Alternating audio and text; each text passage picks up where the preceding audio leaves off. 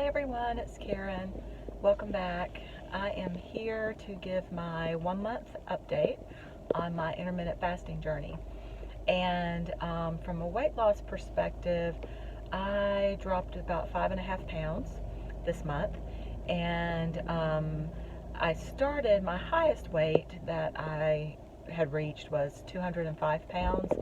And I had lost a few pounds when I started this intermittent fasting journey at the 1st of June.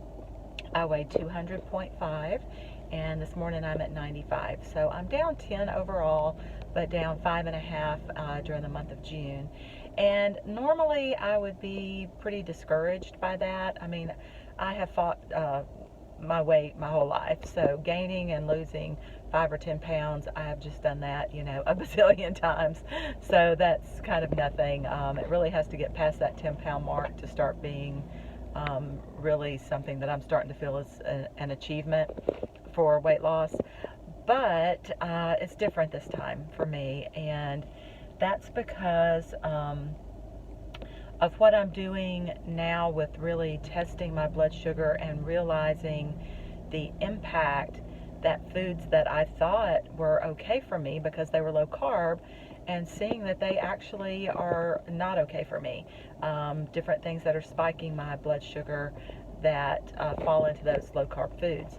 And so I'm encouraged that as I continue to try and test and figure out what those are and eliminate them and focus on the foods that don't spike my blood sugar, that I'll actually start getting, better weight loss results than what I have so far. So I am encouraged going into the month of July.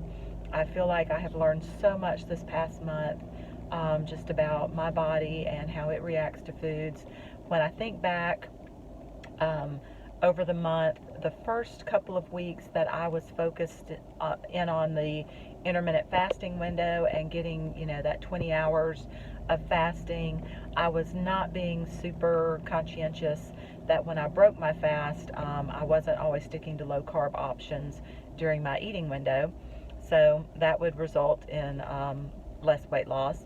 And then once I started trying to be more rigorous about sticking to low carb options, was when I said, okay, well, now I am staying low carb during my 4-hour eating window, and I'm still not dropping much weight. So what's going on? And then that led me to search more information around what foods to use to break my fast, and then that triggered me to start checking my blood glucose to see if the foods I was choosing were spiking my glucose and thus spiking my insulin. So it has been probably the most informative month of my journey ever in terms of weight loss.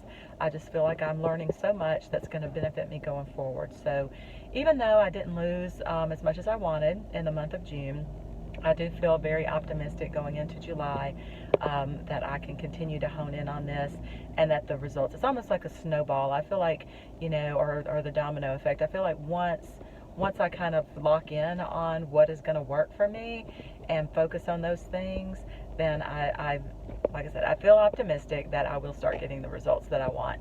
So, yep, that's it. That's my 1 month update, and just continuing to plan. And I have a meal prep, I'll link it, of things that I'm using this week to break my fast, and the way I'm going to be testing that and seeing the results that they have on my blood sugar. So yeah, I'm optimistic going into the month of July that I will have more weight loss this month, and just and I feel better. I noticed that when my blood sugars are 85 or below, I just feel better. And like this morning, my fasting blood sugar, when I took it around 10:30, was 79. And before I started doing all this, my blood sugars, first thing, mid-morning when I would test them, were anywhere from, say, 95 to 105. So, yeah, it's definitely working, and I'm feeling good and feeling optimistic for the month of July. So thanks for watching, and God bless, and I'll be back soon with another update.